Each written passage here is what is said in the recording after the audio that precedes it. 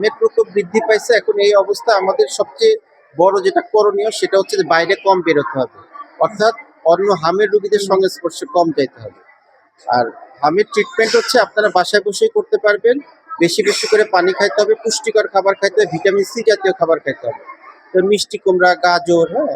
মানে যেগুলোর মধ্যে ভিটামিন সি আছে সেই ভিটামিন এ জাতীয়, সি এবং এ জাতীয় খাবার খেতে হবে।